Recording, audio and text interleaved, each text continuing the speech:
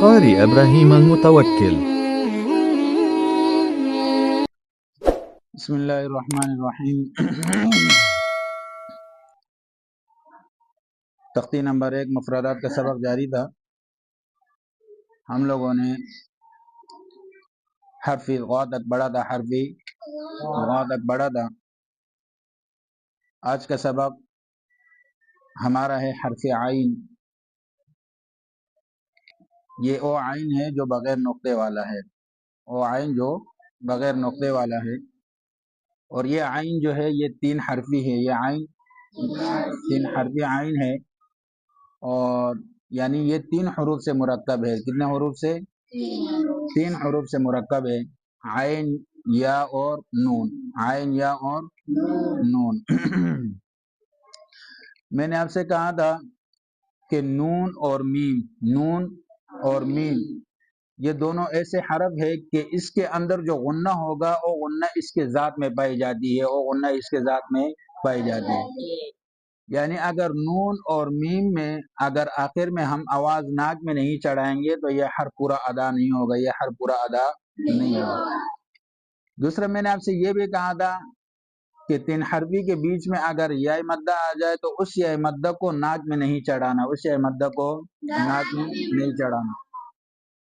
اور اس کے اندر جو مد کی مقدار ہے وہ 5 الف کی مقدار ہے۔ کتنا ہے؟ 5 الف کی مقدار مد ہے، نہیں تو کم سے کم اس میں 3 الف کی مقدار مد ہوگی۔ اور اس کا جو مخرج ہے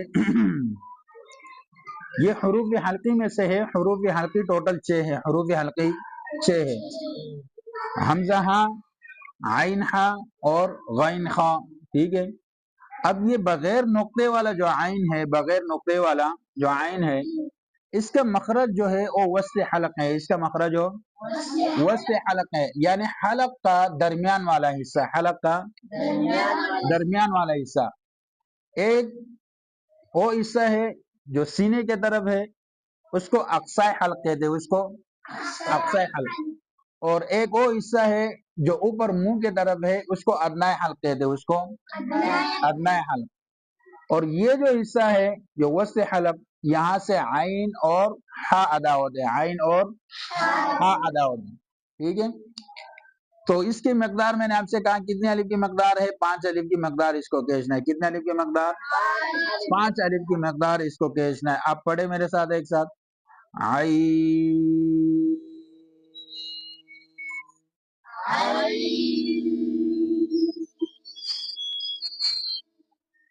آخر میں یعنی غنہ آنی، آخر میں غنہ آنی، ناک میں ہلکا سا آواز چڑھانا ہے۔ اگر ناک میں آواز نہیں چڑھائیں گے تو یہ حرف پورا ادا نہیں ہوگا، یہ حرف پورا ادا نہیں ہوگا۔ پڑھے میرے ساتھ،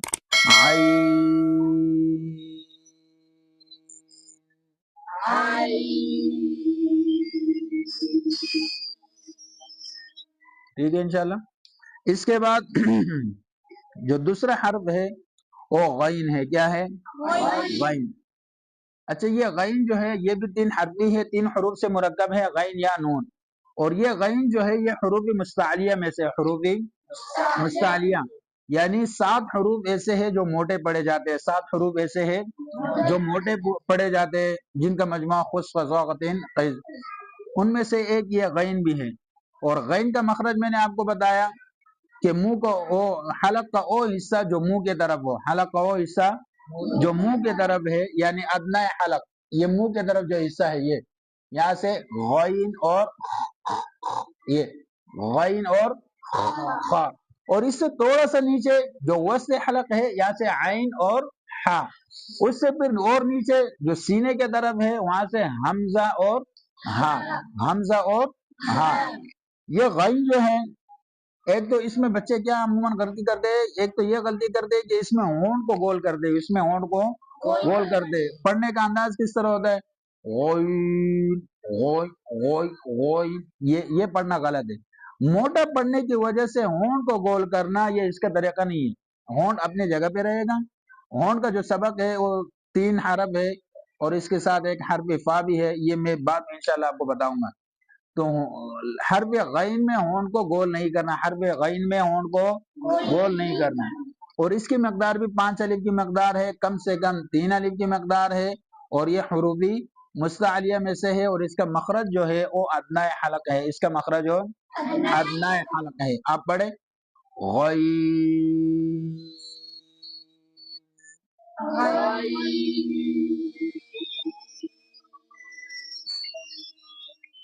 غی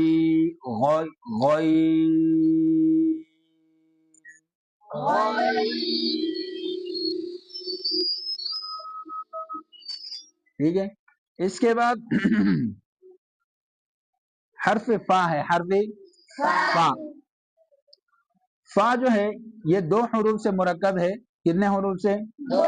2 حروف سے، فا اور الف، فا اور الف، اور اس کا کھینچنے کا مقدار جو ہے وہ 1 الف کی مقدار ہے، کھینچنے کی مقدار 1 الف کی مقدار ہے، اس کو نہ 1 الف سے کم کھینچنا ہے نہ 1 الف سے زیادہ کھینچنا ہے۔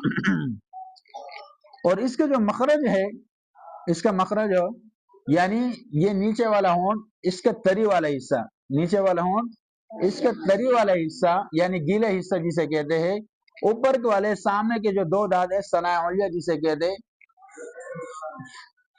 یہاں سے لگا دینا، یہ اس کا مخرج ہے، نیچے والا ہونٹ اور اوپر کے 2 دانت سامنے والے ثناء علیہ جسے کہتے ہیں، وہاں سے وہاں پر اس ہونٹ کو لگا دینا ہے، یہاں سے حرف فا ادا ہوتا ہے، یہاں سے حرف فا ادا ہوتا ہے۔ اچھا اس میں یہ ایک چیز کہ یہ خیال رکھنا ہے کہ فا کو ادا کرتے وقت حرف پا سے بچانا ہے، ٹھیک ہے، اور اس میں آواز بھی آس پاس ہو،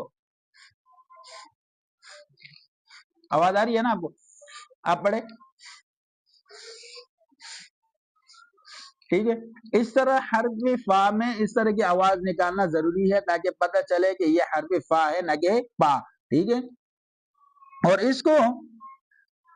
اس کو اور با اور میم اور وا اور یہ فا، اس کا ادا کرنے کا تعلق کس چیز سے ہے؟ ہونٹوں سے۔ کس سے ہے؟ ہونٹوں سے، ٹھیک ہے انشاءاللہ۔ اب پڑھے میرے ساتھ فا